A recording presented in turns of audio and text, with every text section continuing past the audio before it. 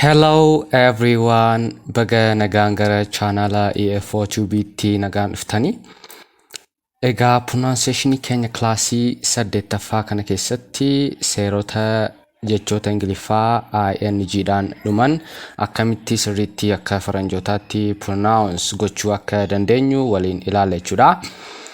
Fakkeenyaaf jechoota kanneen akka playing, trying, amazing fi driving jedhan kana faranjoonni akka keenyaatti playing, trying, amazing, driving jedhanii pronounce godhanii yeroo haasaa godhan jechuudha.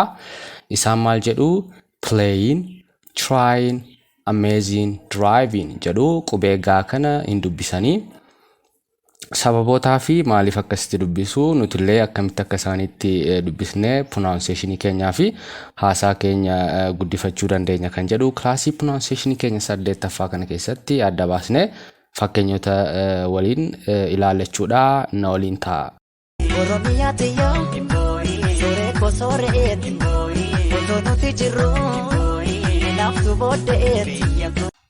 Okay guys, baga nagaan deebitanii. Egaa pronunciation keenya classii 8ffaa kana keessatti akkuman kana dura isiniin jedhe jechoota ingiliffaa dhumni isaanii ing ta'e 1000 lakkaa'amantu jiru.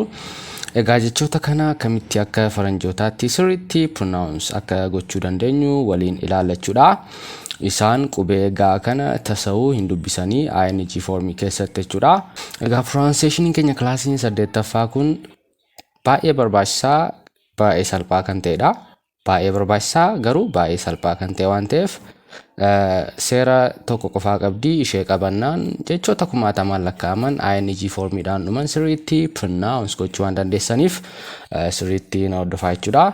Egaa seerri jecha ing form qabu sirriitti pronounce gochuuf nu fayyadu inni seera tokko kana qofaa qaba. Ishee kana qabannaan you can pronounce a lot of words. Innis maal jedhaa?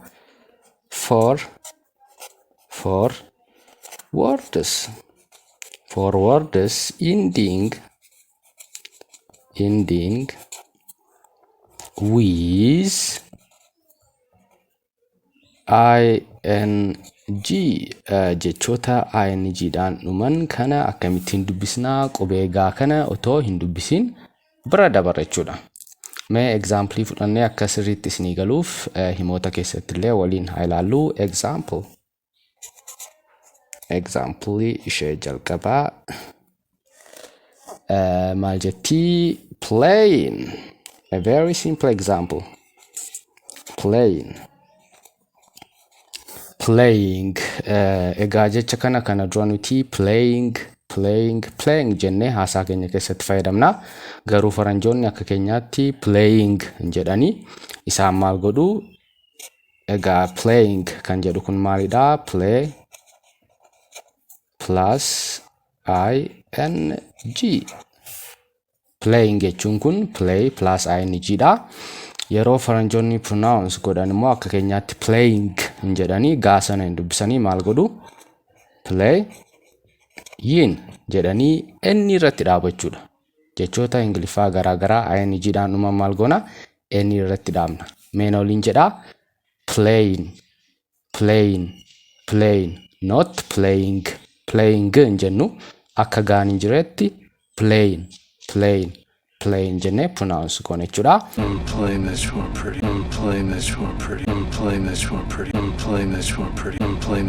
Mee hima fakkeenyaa tokko immoo fudhannee akkamitti jecha playing jedhu kana hima keessatti sirriitti pronounce gochuu akka dandeenyu waliin haa ilaallu. Examplichis maal jedhaa? A very simple example. I am playing football. Kubbaa miilaa taphachaan jira akka jechuutti hiikama. Jecha playing jedhu qabna as keessaa. Kanas akkamitti dubbisnaa? Playing inni qofaa irratti dhaabna jechuudha. Gaa kana akka hin jirretti hin dubbisnu. So fakkeenyi kun I am kan jettu kun gara kamiitti reduce taati? Am. Faranjoonni akka keenyatti I am jedhanii haasaa isaanii keessatti hin dubbatanii maal jedhu? Dafanii am. I'm playing football. I'm playing football. Mee na waliin jedhaa.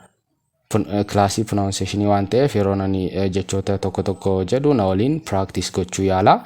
Maaliif haguma na waliin practice gochaa deemtan illee qabachaa deemtu jechuudha. So I'm playing football. Na waliin jedhaa. I'm playing football. I'm playing football. I am kana am. Playing kana play. Inni qofa irratti dhaabna jechuudha. I'm playing football.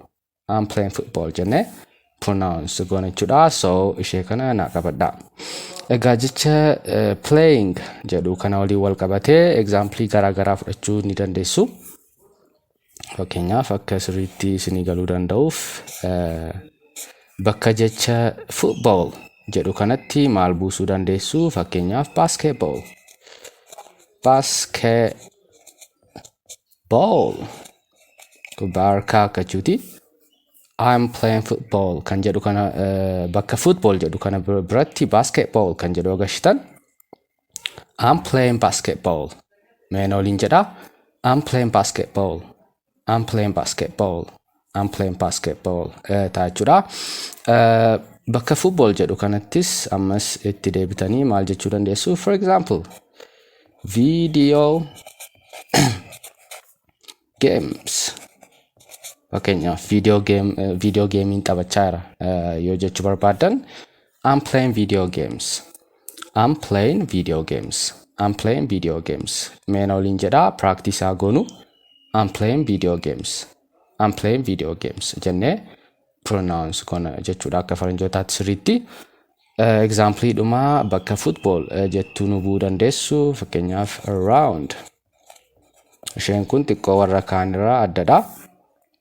Akka nuti waa taphannutti yookaan kubbaa yookaan video game taphannutti ibsitu.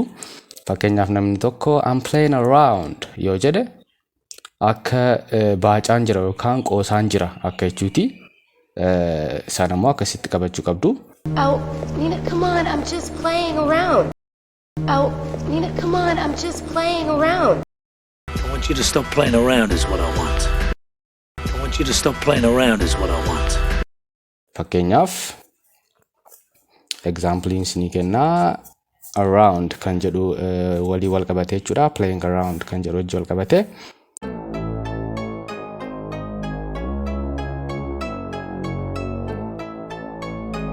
Amma fakkeenyaaf barsiisaan takka barataa isaatiin stop playing around and do your homework. Stop playing around and do your homework yoo jedhe tapha yookaan qoosaa kee dhiisitii hojii manaa kee hojjedhu akka jechuuti.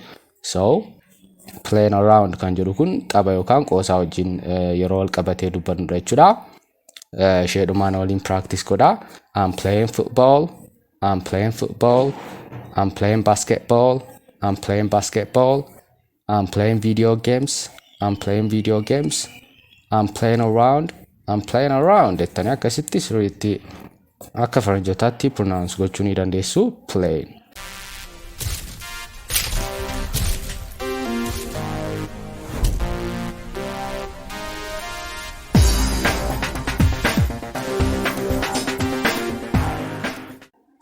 Okay guys, baga nagaan deebitanii egaa pronunciation keenya classii 8ffaa kanaaf example sadaffaa fudhannee sirriitti akka isinii galuuf waliin haa ilaallu. The third example innis maal jedhaa?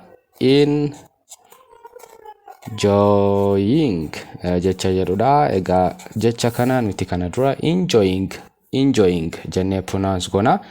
Garuu faranjoonni akka keenyaatti enjoying jedhanii dubbisanii maal godhu? Gaa kana keessaa baasanii enjoying haga inni qofaatti enjoying jedhanii for example egaa jechi kun maalirraa dhufe? Enjoy kan jedhu plus ing kan jedhurraa dhufe. Enjoying jechuun enjoy plus ing jechuudha. Mee na waliin jedhaa? Enjoying jedhanii gaa kana akka hin jirretti cancel godhanii pronounce godhachuudha. The last time mee na waliin jedhaa? Enjoying. Hey, Blaine, are you enjoying your new bathroom over at Elizabeth's? So here I am, enjoying my retirement. Enjoying your free ride? Enjoying. Mee example himaa tokko isinii kenne immoo sirriitti akka pronounce goonu waliin haa ilaallu.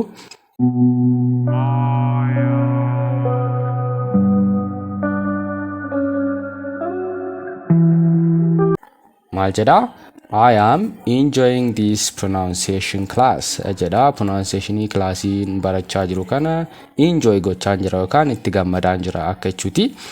So jecha as keessa jirtu enjoying kan jedhu kana akkamitti dubbisna? Gaan kun akkan jirretti I mean immoo I'm enjoying this pronunciation class. Meenoon jedha I'm enjoying this pronunciation class. I'm enjoying this pronunciation class enne enjoying ka jedhu kana haga inni qofaatti enjoying jenne pronounce goona jechuudha.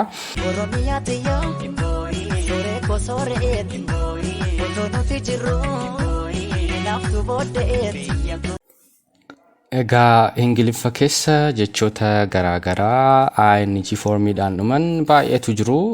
Kanneen lakkoofsaan 10 kan ta'an kana exampliif akka nu ta'an ittiin fudhadhe. Inni jalqabaa running kan jedhudha. Kanas maal goona ing dhaan dhuma. Hundi isaanii yoo ilaaltan ing dhaan dhumu. Kanneen maal goona gaa otoo hin dubbisiin keessaa baafne running na waliin jedha. Running. Making. Sleeping. Something jennee haga inni qofaatti dubbisna gaan dubbisnu akka keenyaatti something jennu something looking egaa jechoota shanan kan akkamitti dubbisne haga inni qofaatti gaa otoo hin dubbisiin mee taraa takka irra deebinee waliin haa dubbisnu. Running na waliin jedha. Practice haa goonu. Running. Making. Sleeping. Something. Looking. So jechoota kana amma waliin pronounce haa goonu. Fakkeenyaaf faranjoonni akka keenyaatti writing, screaming, going, saying, disappointing jedhanii pronounce godhanii maal godhu gaa kana silent godhu yookaan otoo hin dubbisiin haga qubee alfaabeetii inni jettutti qofa dubbisachuudha. Meena waliin jedha. Writing. Egaa tiin kun maalidha? Kilaasii pronunciation keenya shanaffaa keessatti maal jennee turre? Tiin yeroo dubbachiiftuu lama gidduu dhuftu gara kamitti dubbifamtenne taa yeroo nuti gara daatti fuunee dubbisnudha jechuudha. Fakkeenyaaf writing kan jedhu kana keessatti writing enne pronounce goona. Meena waliin jedha. Writing enne haga inni qofaatti gaa dubbisuun nu barbaachisa jechuudha. Egaa jechoota ing dhaan dhuman keessatti pronunciation isaa yoo baruu barbaadan gaa waliin akka nama waliin beeknetti dubbisuu qabdu. So na waliin jedha. Writing. Screaming jechuun yeroo namni tokko fakkeenyaaf waa tokko argee sodaatee sagalee guddaadhaan iyyu jechuudha. Haa jedhee akka nama sodaatetti screaming yeroo godhu jechuudha. So na waliin pronounce gochuu yaala. Screaming. Fakkeenyaaf jecha going jedhu nuti yeroo hunda going enne pronounce goona yookaan haasaa keessatti fayyadamna. Faranjoonni garuu gaa kana tasa dubbisanii sin beekanii kanaaf akkasitti qabachuu qabdu jechuudha. Meena waliin jedha. Going. Saying kan jedhu kanas saying. Disappointing kan jedhu kanas disappointing. Egaa tii kana ni yaadatti yoo ta'e pronunciation keenya kilaasii 7ffaa keessatti maal jennee turre the vanishing tii yeroo ilaallaa turretti yeroo tiin inni booda dhuftu. Tiin yeroo inni booda dhuftu maal goone inni tii sana silent goone irra dabarachuudha. Fakkeenyaaf example net jedhu jecha internet jedhu keessatti maal jennee pronunciation keenya classii torba fayyadachuu qabdu. Internet jennee dubbisnaa. Tiin kun maal taati? Tiin kun maal taati? Silent. Na yaadachiisa silent taate jechuudha.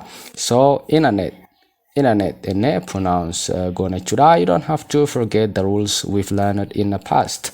Seerota gara dabarsine baranne sana yaadachuu qabdu jechuudha. So yeroo tiin inni itti aantee dhuftu tii sana maal goona jechuudha. The vanishing tii fayyadamne akka naman dubbisneetti dafne irra dabara jechuudha. Disappointing jenne pronounce goona jechuudha. Mee isheedhuma tartakka jechoota kurnan kana waliin pronounce goonu. Running. Making na waliin jedha. Making. Sleeping.